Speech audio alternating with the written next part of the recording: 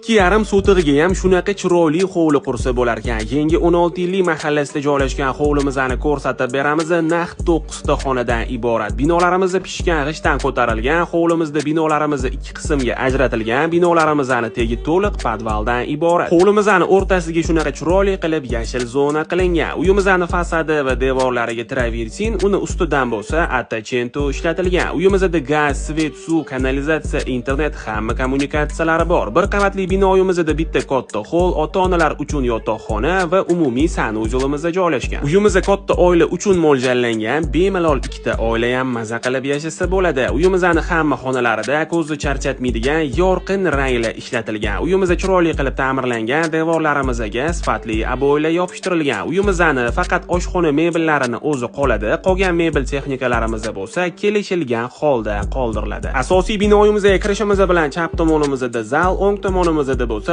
oshxonamiz joylashgan. Uyimizni ko'rib turganingizdek, yashash uchun tayyor holatda. Hamma xonalarimizga och rangdagi eshiklar va sifatli romlar tayyor o'rnatilgan. Ikkinchi qavatga chiqishimiz bilan o'ng tomonimizda zal, lekin bu xonamizni o'zingizlarning xohishingizga qarab yotoqxona qilib ham foydalansanglar bo'ladi. Uyimizning pol qismiga chiroyli qilib laminat, sanuzellarimizga bo'lsa kafel ishlatilgan. Binoyimizni isitish uchun iliq pol va sifatli radiatorlar tayyor o'rnatilgan. Ikkinchi qavatga chiqishimiz bilan chap tomonimizda yana ikkita yonma-yon yotoqxonalarimiz joylashgan. Uyimizning podvali ham bor. Podvalda ikkita xona, bitta xonamiz namozxona uchun, ikkinchi xonamiz bo'lsa garderobni uchun mo'ljallangan. Uyimizga qiziqadiganlar bo'lsa bemalol murojaat qilsanglar bo'ladi. Shunaqa chiroyli hovli qidirgan do'stinglarga bu videomizni yuborib qo'yinglar.